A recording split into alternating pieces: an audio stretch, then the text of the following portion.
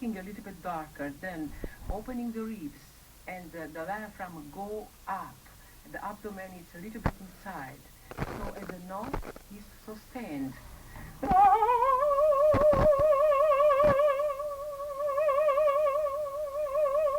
You see, the vibrato is, you can sustain it, you can do fast vibrato and not so fast, depends. You can have a vibrato who give emotions like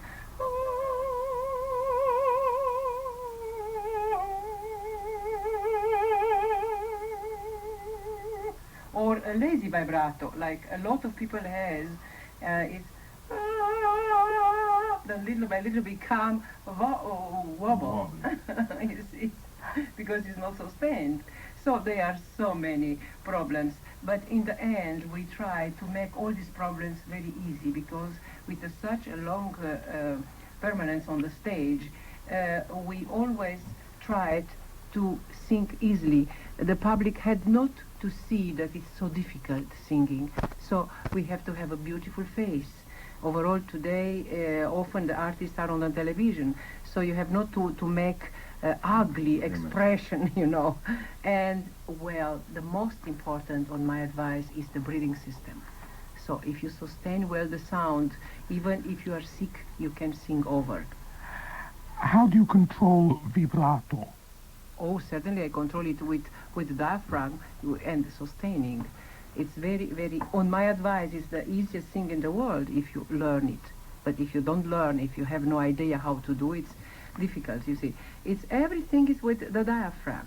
I told you before, it's when you have a sound.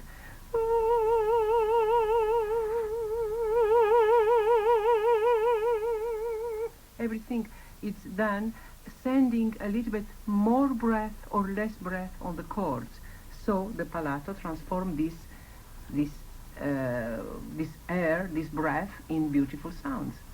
Now, for you both, Madame Zeani, Signor Rossi-Lemeni, covering is a matter not of interpretive choice, but of technical necessity. Absolutely, a technical necessity. I can tell you, if you allow me, you know, the last great maestro of Italian bel canto was Cotogni, a great baritone. And he was the maestro of Caruso. And he was the maestro teacher of of Caruso. No, I don't think so.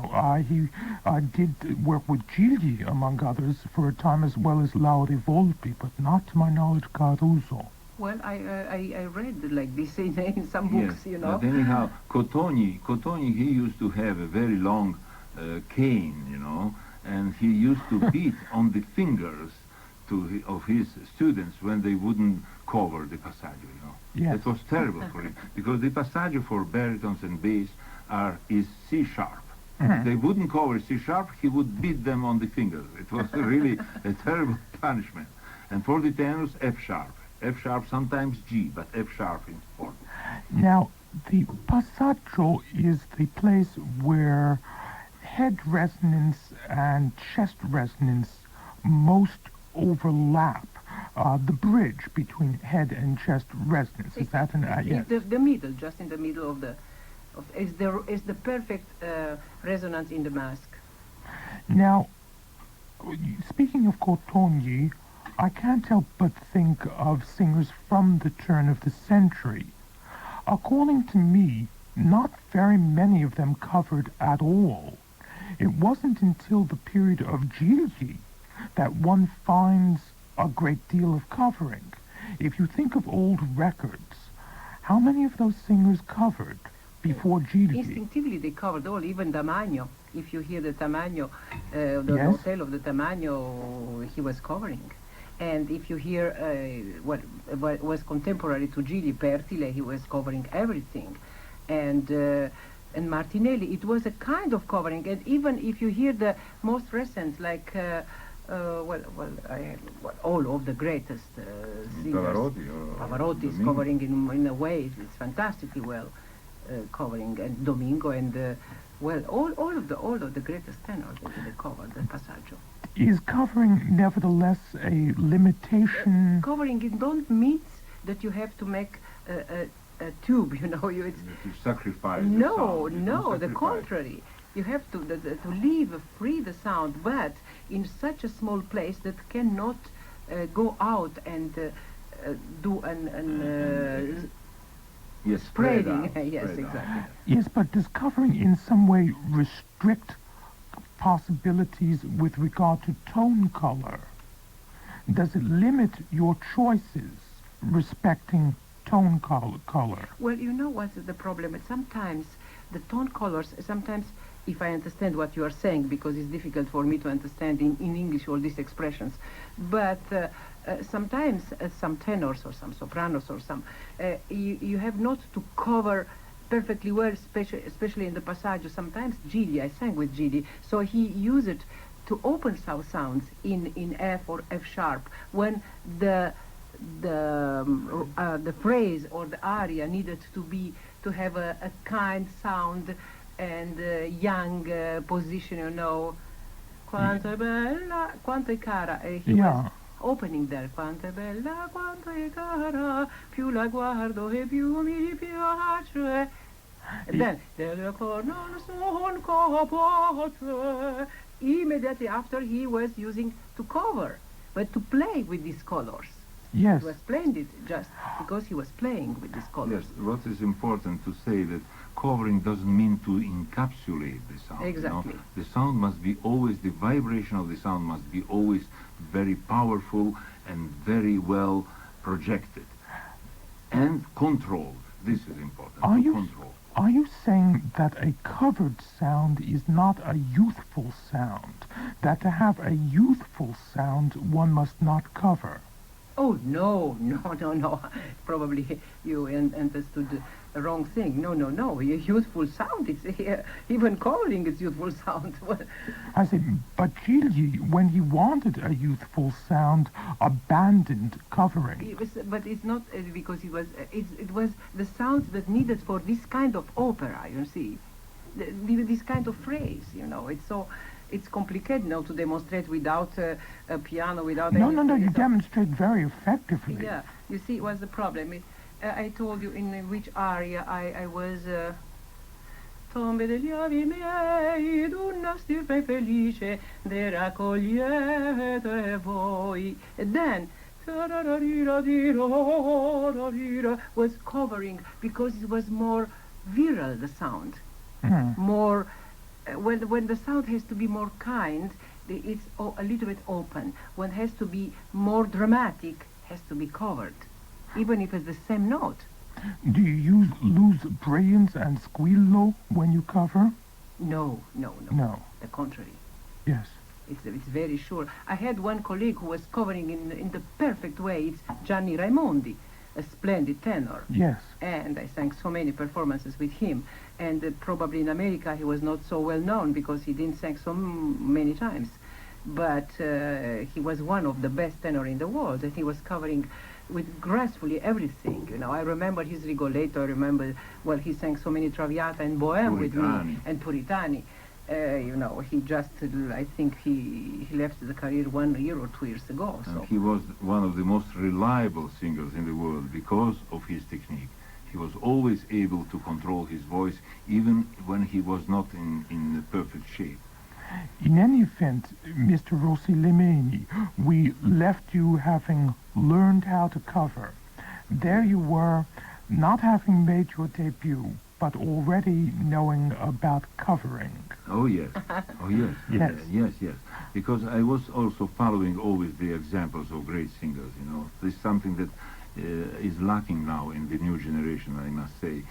I'm teaching now at the Indiana University, as you know, and I have very, very often to remind my students who are the great singers of today and of yesterday. And sometimes they don't know the most important names, like Claudio Muzio, I don't know, or like Gili, like Tita Ruffo. They never heard of like them. Toti Del Monte. And this is so important, really, to realize how much you can learn listening to the great singers of the past. As I told you, I adored Shaliapin, you know, but doesn't mean that I only thought of Shaliapin, because I always have listened with great respect and love of De Angelis and Pasero and Pinza, and Mardones, and Kipnis, and all the journée, journée, exactly, and so many others. I mean, I always was admiring them, and I always thought that there was so much to learn and so much, not to imitate, but to find the way to use my own voice, as what I asking everybody else to do so, but on that track. And you know what my husband is saying, that really we admired a lot. We were never there to criticize. Like today, the young people, it's only there to criticize. Oh, this is not good, this is not a nice note, this is... Everything is bad for the young people today. Not for all of them. But they have to be a little bit more careful and to try to learn more, even with some of defects that some of the singers they had. Nobody is perfect. So you have to learn from a singer what he do well and what he don't do well, and to learn to do better. So only you can criticize only if you can do better than this singer. How did you come to make your debut, Mr. Rossi-Lemeni? Oh, well, you know, I started first in 1945. I had many recitals and concerts around all Italy. And this was really my great experience for being able to sing in front of a public, because I was rather shy. And this was a problem for me, and I had to overcome it. But then I was perfectly sure of myself, and I was enthusiastic any time that I had to sing in front of anybody, you know. And it happened that I was asked in Teatro La Fenice. I was living in Verona at the time, and so the very closest theater to Verona was La Fenice in Venice. And I was asked by that theater to go and there and have an audition. And this audition was my first contract. And how strange it was, my first role was the role of Varlam in Boris Godunov, an opera that I knew from the first page to the last page, because my dream was always to sing Boris Godunov one day, Boris Godunov himself. But I started very humbly singing Varlam and learning how to sing Boris Godunov. The next year I sang Boris Godunov for the first time, again in Bologna this time. And how did your career progress from then? Oh, very quickly, because when I sang Varlam, it was May 46, and right away I had another contract with Rome, singing Sonnambula. After Sonnambula, I sang Aida in Arena of Verona, and after Aida in Arena of Verona, I sang the Landgraf in Bologna, in Tannhäuser. And after this, I had what I consider my real great debut. Was in Trieste, in a wonderful theater in Trieste with a great musical tradition. I sang the role of Philip II in Don Carlos. And after that, I left for the United States, where I had a kind of adventure in which Maria Callas was involved with an effort to open the lyric opera in Chicago. And it didn't succeed really, and so I had to go back to Italy and going on with my career. But this gave me also the opportunity to introduce Maria Callas to the superintendent of the theater of Arena of Verona at the time, Giovanni Zenatello, for the opera Gioconda. Why did... Yes. Yes, and that's where she was really high, in a moment where nobody wanted even to hear about Callas, you know. Everybody was saying that she had an ugly voice, she had no talent, she was ugly herself, and she had really no possibility of seeing a future for herself. The only possibility I offered her with this Gioconda in Arena of Verona, thanks to my contract that I had at the time with Donatello for Faust. Then I sang Faust and Gioconda also with her. And with Tucker, by the way. So it was a big debut for American singers. Callas, Tucker, and I sang with them. Why did the attempt to open the Lyric Opera of Chicago fail at that time? Well, as long as I know, that because the money they had was spent before they started the season. Yes. So that was the reason, really. Was Callas to have been part of that? Well, yes, of course, yes, she was part, because she was supposed to open the season with Turandot. And that was the end of it. And there were several important singers. There was Galliano Masini, there were Mafalda Favero, Chloe Elmo, I mean, in the company, you see. It's interesting that an unknown Callas was chosen to open the season as Yes, Turandot. because the man who was offering his financial support was, I think, I don't know exactly how much, but he was in a very special relationship with Callas. Yes. So he wanted to help her. This was not Meneghini. No. This was Eddie Bagarozzi. Hmm. Around this time, I believe you married Tullio Serafin's daughter.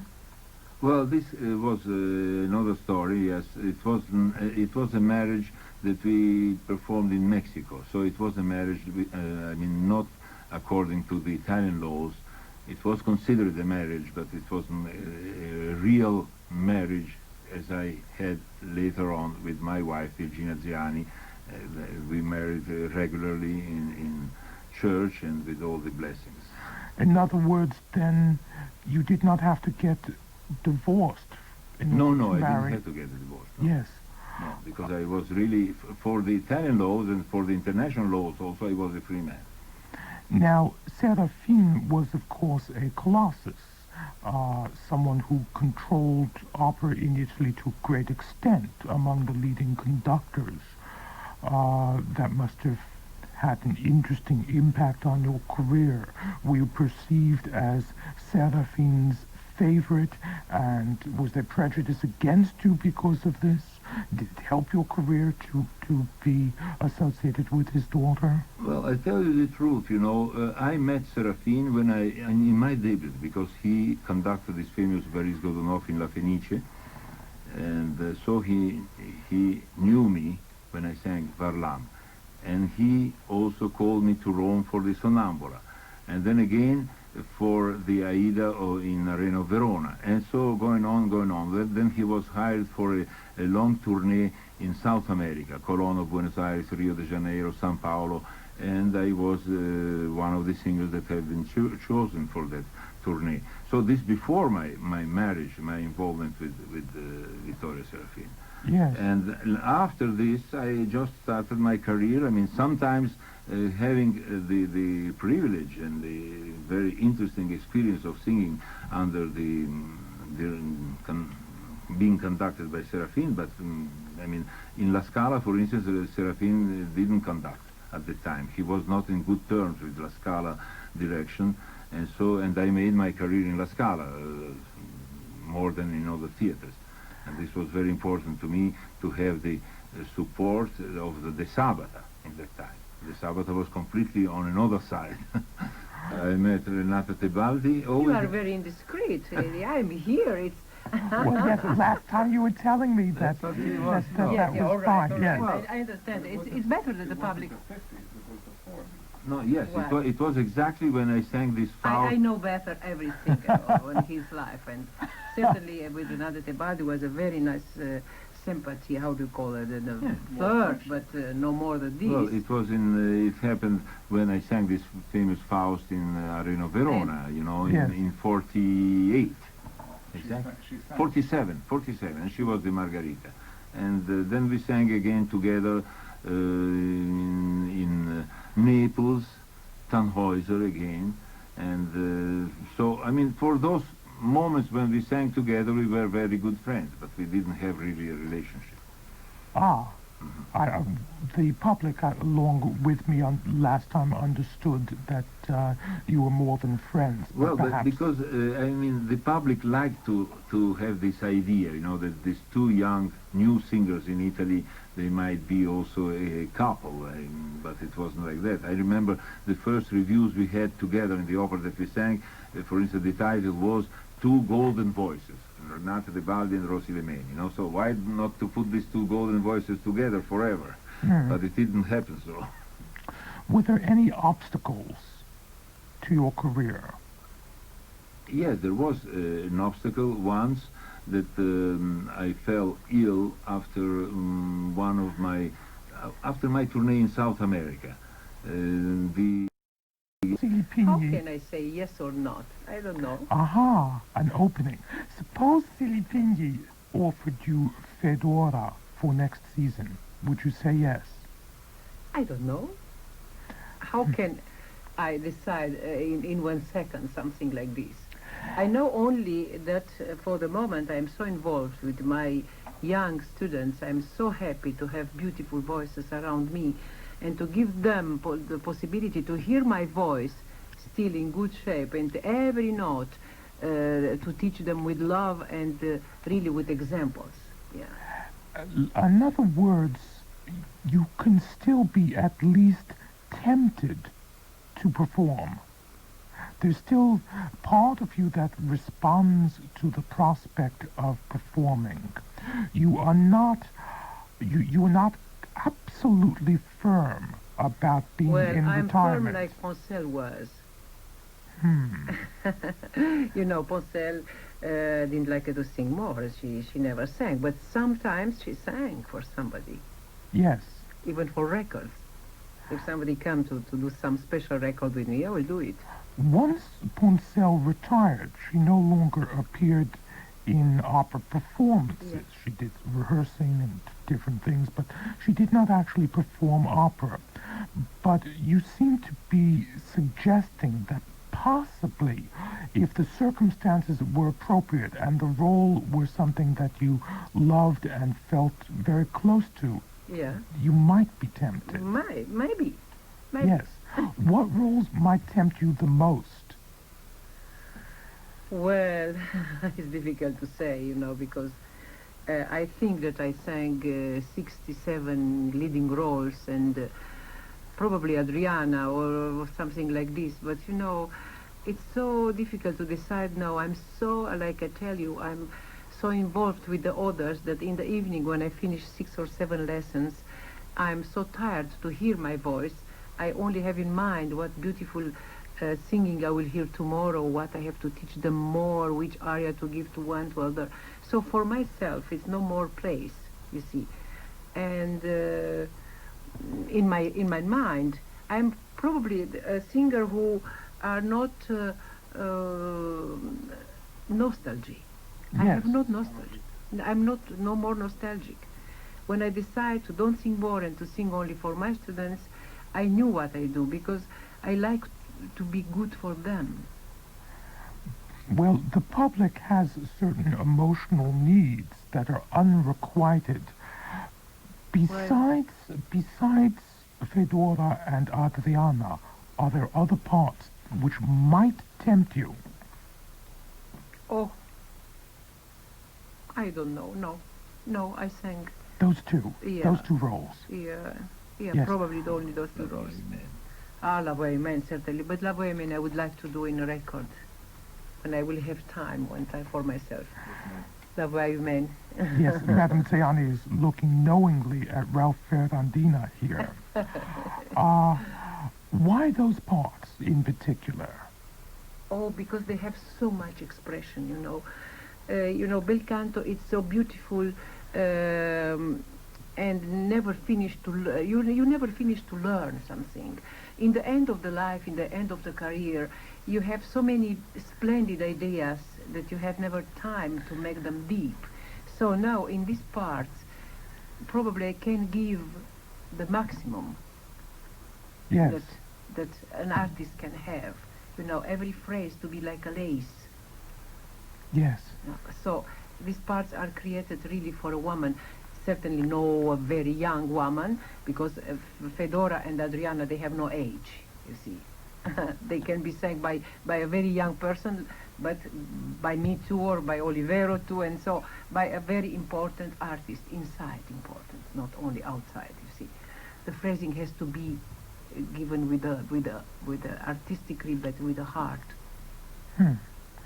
Well, I join with the public in hoping fervently that you will receive many temptations to which you will have no choice but to succumb. And it's astonishing to me that you have not been overwhelmed by temptation yet. No, no. She turned down Zaza Yes. this year. How come Zaza? Well, we discussed No, that last Zaza time. is not She's- suited not for my temperament. No. Mm. It's too superficial personage for my Fedora Yes. is another thing. Yes. Well, I'm looking forward to chatting with Madame Zeani about her beginnings, but first some recordings with them. Ralph, you used what you called bel canto for certain phrases, Yes. and at other moments something else. What for you were the bel canto moments in Act 4 here? Every phrase that was in the high position, you see, when I had to sustain something high, not sola perduta abbandonata, where it is the most dramatic moment, because this you have to give accent, and giving a big accent on the low register, certainly it's with the chest resonance, but in the mask position, this is, and so I had to give the reality, the verismo, Yeah. with the chest accents, but always in the mask. Yes.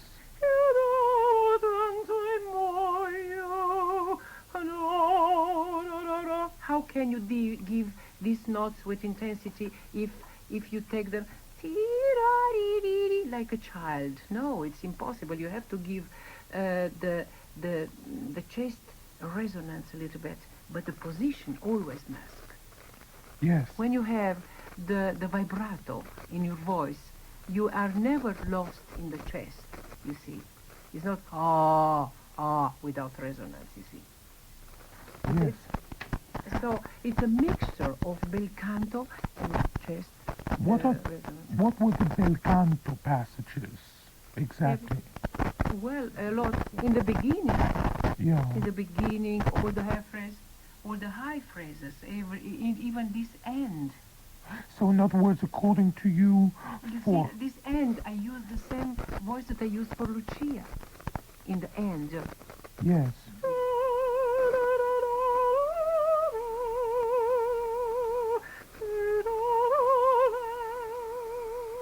The perfect sound and the perfect position without changing one note to another, you see. Do you feel that chest resonance should not be used in bel canto? Oh, no, no. Not even in No, Norma? only in some very small roles, in some, I never used this in the first 20 years when I sang Puritani or Lucia, or even in Traviata. I had sometimes dark colors on the low notes, but I never used a dark chest resonance. Why? Well, because I was very careful.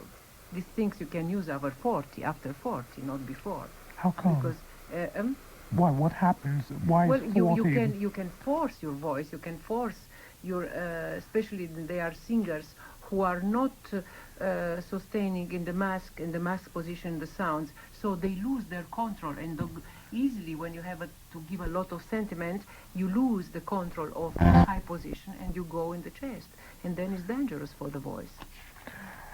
Number of listener comments And here. then you see another thing. Every person is born with some qualities. When I was 13, I was a mezzo-soprano. Everybody believed that I will be a great mezzo-soprano. When I was 14, 15, they believed that I will be dramatic soprano. So I had these dark colors in my low notes from the beginning. So only in the beginning of my career, I had to be very careful to don't show them. But later, in the last years, I sang even Werther, Charlotte in Werther. I had, oh, well, certainly Queen of the Spades. But in this, I used certainly the chest resonance, but it was not more for me a danger because I knew how to use them. But a young girl who is 25 or even 26 years old or 30 and doesn't know how to sustain the high notes, then lose her voice. So it's a big mistake speaking about chest when they speak about me because, everything that I have done, I learned so much. And everybody believed that it was so easy for me. No, it was not easy. I had to learn and I had to exercise everything. You don't know how many colors I put in the last act of Manon Puccini. I used so many colors, and every note was with a reason to be there. Not because I was inspired in a night to sing like this. I was technically prepared for these things with nights of not sleeping, of thinking how to give, how to cry on the stage without disturbing the sound. Because I was really crying sometimes. How do you cry without disturbing the sound? Well, What with is a the lot secret? of science, you see, and trying to divide Virginia Zeani in two parts. One was crying desperately, and the other one was retaining her and telling her, well, you have to sing and to finish the opera. I remember just in one of these performances, in the end of the performance, me and Domingo, we were crying so deeply that we didn't stop. Even when Nicola came on the stage, we were still crying. Nicola, were you the stage director for this? No, Or no. did you No, sing? no. Did you perform in this production? No, which- not at all. No, he was, No. he arrived there to see me. Once I had really the extraordinary emotion and privilege also to direct Virginia in Resurrezione by Alfano, and just to speak about Verissimo. Yes. She did also this role beautifully. In my repertoire, from Lucia, the Lammermoor Puritani, etc., and all the roles in the Hoffmann Tales, and finishing with Werther means that I had tapes, to do in my life a parable so important and so I can say intelligent, to don't melange the mix, to don't mix the roles together. So I start with some roles, then little by little I add from lyrical letteratura, I add to lyrico, and then to lyrico spinto, and then some dramatic roles like Aida or Tosca, and then in the end to finish with Werther, you see. Well, only in Italy, only myself, Petrella and Olivero sang Werther. Otherwise, they were always hired mezzo-sopranos. Yeah. Charlie Handelman asks, is there an organized conspiracy in the opera world today to prevent exciting singers like the two of you from performing? That's to say, is the opera world against your type of exciting singing today? He asks further, would Madame Zeani be permitted to sing in her style with chest and declamation? Outside of New York, is this style of singing out of fashion, out of taste? I don't think so, because there are a lot of people who would like to sing like this. Yes. I don't think so. Depends of the taste. Why you believe that in Metropolitan you have not this kind of performances? Look, all the performances that Miss Scotto had. She used all her science to do. I think today what they're trying to say Ralph is that, Ferrandina I here. think what they're trying to say is that your personality was so great and so overwhelming that today, I think the opera that they're trying to do today is not. They don't want. Well, they don't want great personalities. They on don't. stage. Yes, a lot of stage directors and conductors, they don't like the prestigious temperaments on the stage, because they like to be themselves the divos, and it's difficult. Today you can see all over. The opera is not with the artist, but it's staged by and conducted by, so the artists are not more so important. Yes, Not even the exactly. composers are so important. They are not so important as the stage directors and the conductors. You see, it's very strange. It's a kind of We had now in La Scala, for instance, in Aida, where they cut away the dances, They cut away the dances. Just because Ronconi, who was the stage director, didn't want them, and Masel, who was conducting, he accepted this compromise. It was Amneris was naked, and so a lot of things. Today, I don't think that today they love so much the music like one time, in our time, 10, 20, 30 years ago. The public really loved the music, and probably the public love the music today, but they have not the force to protest against this invasion of new stage directors who invent things who cost a lot of money and don't serve to anything. Charles Dumas says, a most interesting program. A tenor hum on high C. Isn't that violating vocal law? Well, I don't think so. Maybe it's I very... have a tenor who hum in high C. Yes. Very it's easily. difficult. It's more... Again, we come back here to the idea of the discipline that you must have to do so, you know. But this is certainly a goal for a good voice to develop in this way. Oh, it certainly is Why? very good for the chords, because you don't disturb the chords if you can What is hum. important is always to defend the larynx, you see. If you defend the larynx, it means you defend the larynx by placing correctly the voice, by supporting the sound, by projecting correctly the voice. Then this is what we really try to find, try to do in the best way possible. Anthony van der Linde declares, Nicola Rossi-Lemeni, Virginia Zeani, you are the personification of what vocal teaching should be. Cesare Longo asks about exaggerated covering. Di Stefano and Carreras and covering. Yeah, Yes. they don't cover at all. Yes. Well, I have to tell you something. One time I was singing with Di Stefano, Lucia in Arena in Caracalla in Rome, and I think it was 55 probably, yeah. And I was vocalizing, trying to cover the nice sounds, you see, for these notes, and he was asking me what I'm doing there. And, well, I vocalize because I have to sing Lucia. And he told me, well, I never vocalized in my life, and I'm so happy. Well, but he never vocalized in his life, but when he arrived, and the notes were back, and so he cracked. He was opening the throat, you see. You cannot do this, because it's very dangerous for the voice, for the larynx, for the chords. And you see a lot of people who sing with an open throat, they have always catarrh and they always spit on you. I had so many tenors singing with me on the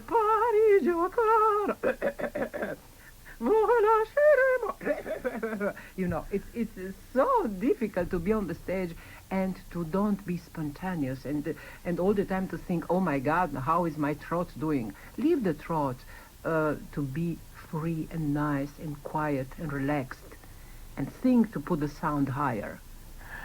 Cesare Longo asks further, is there such a thing as too much covering? Well, too much covering, it's ugly too, because if you instead of do a note, you do, and you make a tube, like I told you, I don't know how to, you make what I was saying, to encapsulate you have the not to sound, encapsulate the sound. And usually by changing the vowel also, you know.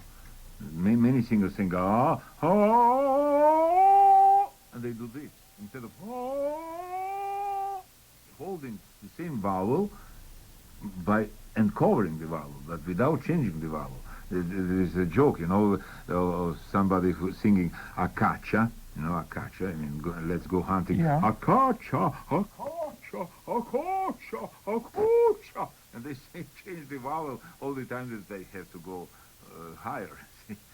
Now, for example, when Tagliavini was here, he was dissatisfied with his recording of Che gelida manina from the early 40s, remarking that he should have sung Vi pioggia dur, very dark, like that. Mm-hmm. Well, he had a very good taste to say this, because, you know, I don't like Vi piace dir. It's open, no? It's nice to caress Vi piace dire.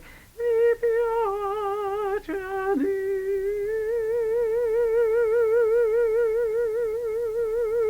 I think that it's more elegant. That is the way he sang it on the recording. Yeah. He felt it was not covered enough. Exactly. He felt it should have been because more he was, covered. He was very young, and his voice was light, Very not light. light, very light. I remember when I sang with Tagliavini Manon Massenet in 1957 in Santiago in Chile, and he was changing from Manon Massenet, he was changing to be a darker tenor to sing Andrea Chenier, and it was really a big distance between Manon Massenet and Andrea Chenier, but he liked to change it to make his voice darker and stronger. And I assisted in some vocalizes that he was doing, and certainly he was right to, when you are young, certainly you can do some more open sounds, but when you become to be a little bit mature and to sing with the voice of a child is not nice. What of falsetto? Cesare Longo asks. Are you anti-falsetto?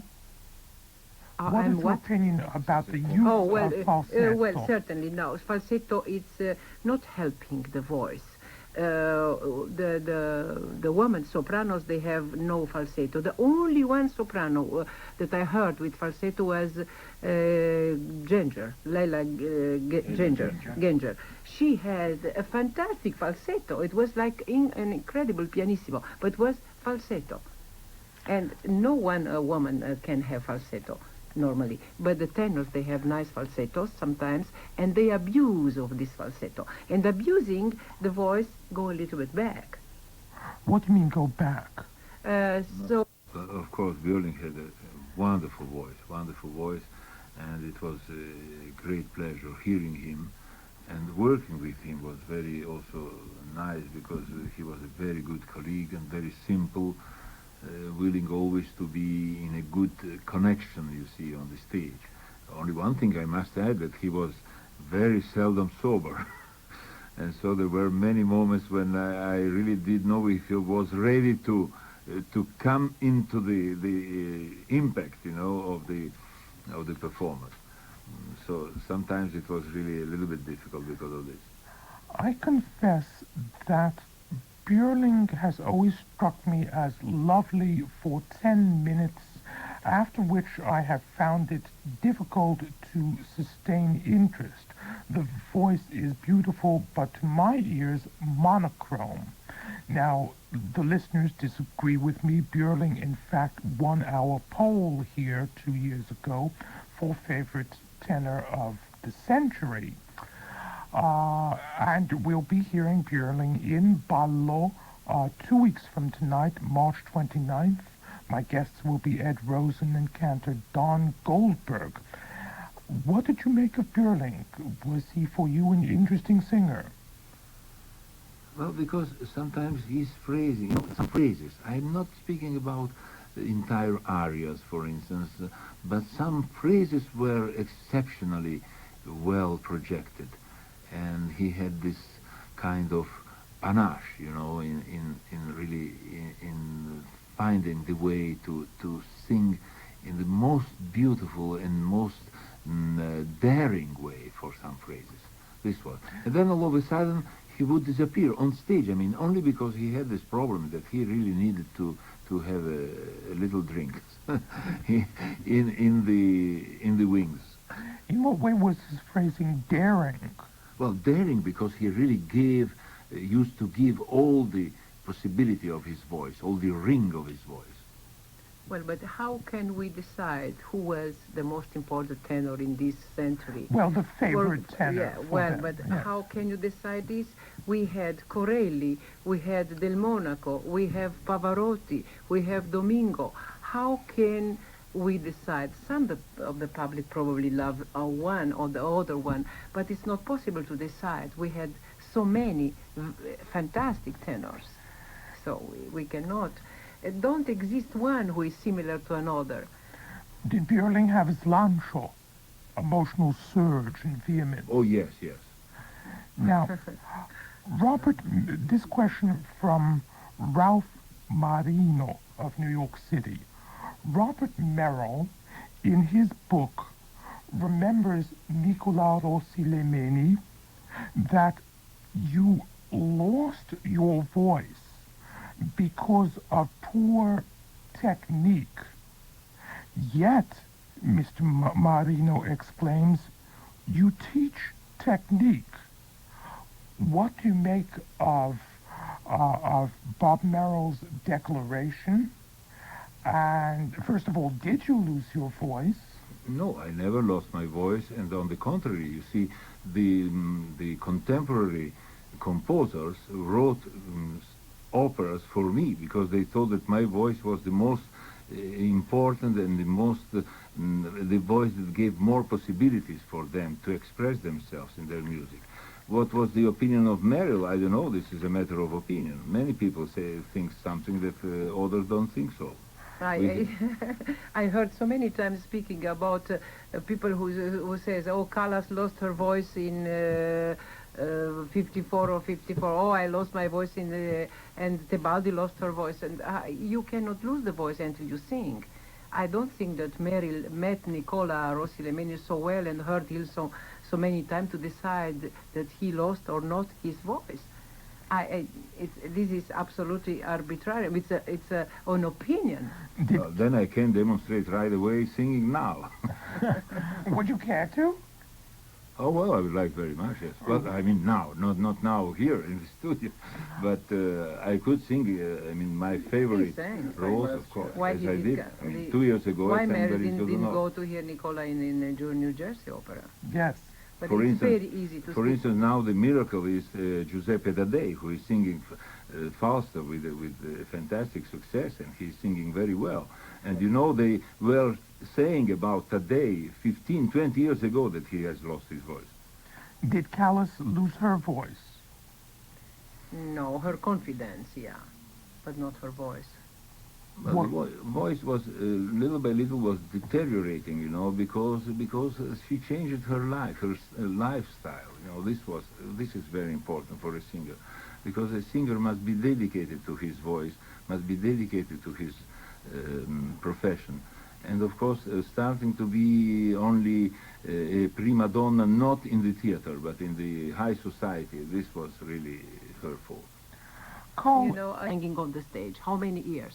And you resist. Some years. Tell me, what? How long? You're saying I'm too young to have an opinion about Exactly, this kind and of probably thing. you have not enough experience to be on the stage. How many? We had 60 to 70 performances a year. Well, So if you have to resist like this with all the rehearsals that you have all the year. all right, I'm bringing this up with reference to Mr. Anderson's point. My voice, I think, is focused. But you it have is a not very special covered. voice, even when you speak.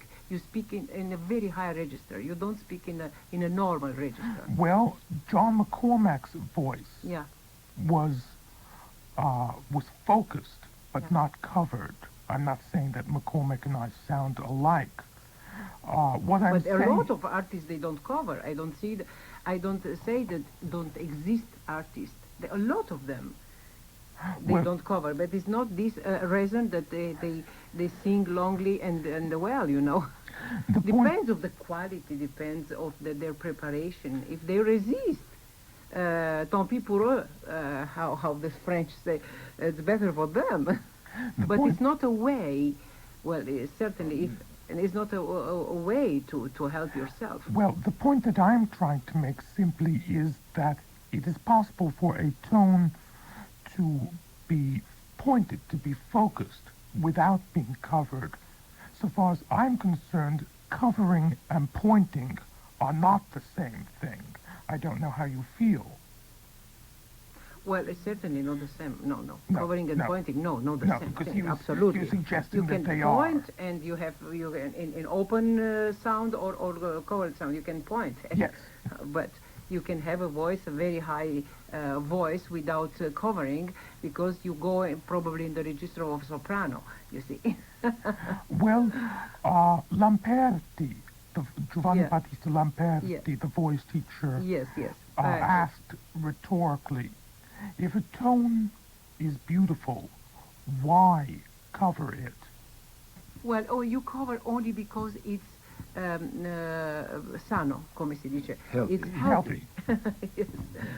If I find a sound that is beautiful without covering, and then it's sure, means that you don't risk to crack a note, then it's all right. Yes, I'm not trying to say, oh, Nicola Rossi-Lemeni and Virginia Zeani, you made a big mistake. You covered. Your careers would have been even greater if you hadn't covered. I'm not saying that for one moment. All I was saying was that I don't think that pointing and covering are the same thing. No. No, and I was simply Absolutely using myself Yes. as an example because I think anyone who hears me, whether he likes my singing or does not, would say, that is a pointed voice.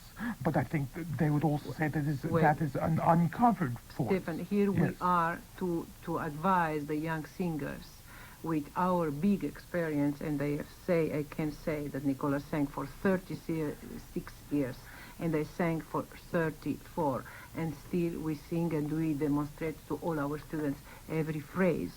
Means that we have an experience and we resist on this life. Oh, yes, I'm not trying to dispute no.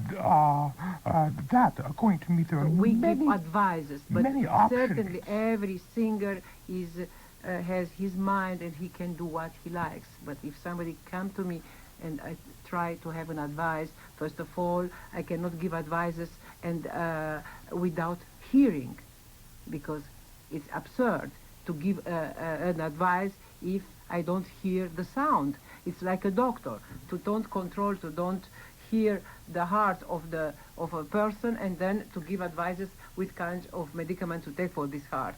So I am not one Yeah. who holds one God, one country, one singing technique. Yeah. If you speak with singers, you find that they use many different techniques. I was simply earlier trying to understand the reason for covering. And right now, I was simply speaking to the listener's question. Not high Expanding the chest, ribs, no. expanding the ribs at the same time, supporting with the muscle of the stomach, supporting and the high the abdomen diaphragm. inside. So you pull in the stomach then? Exactly. Yes. Exactly. Yes. Now, Out. what does Pavarotti mean by the expression bite the voice? Oh, this is Saltwater fantastic. acid. It is very good expression.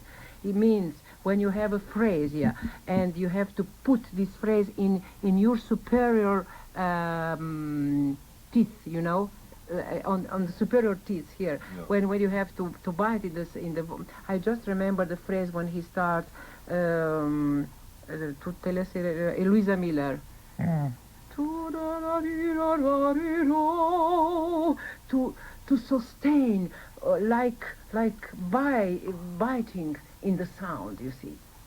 And this is a very Italian expression, and it's a very right expression. You cannot sing Aida like Radames without biting in the sound.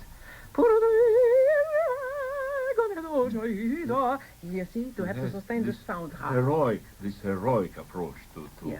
to the It's very good expression, fantastic. enunciation of the words. together Sometimes with the sound. sometimes I say to my students to bite in your sound. My God, don't stay like a potato.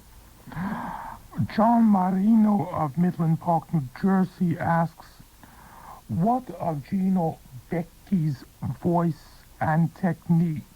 And Well- why was he never engaged here? What also of his stage I management? know these things too. And I know deeply this because I sang with Gino Becchi even till 62. Well, Gino Becchi had one of the most important and beautiful baritone voice in the world. But he, after a few years of his career, he became sick.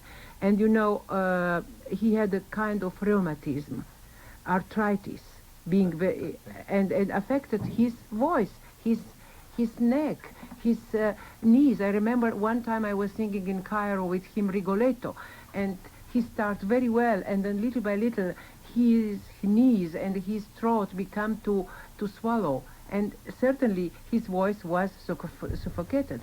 But he never lost his voice. The problem was that he was very sick.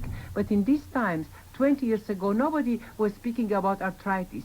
However, Dorothy Caruso said Björling sounded closest to her husband. Joe Pierce, Merrill's book is called Between the Acts. I love Meryl as a singer, but the book had to have been written by a musical moron. It had singers singing roles at ages when they were already dead.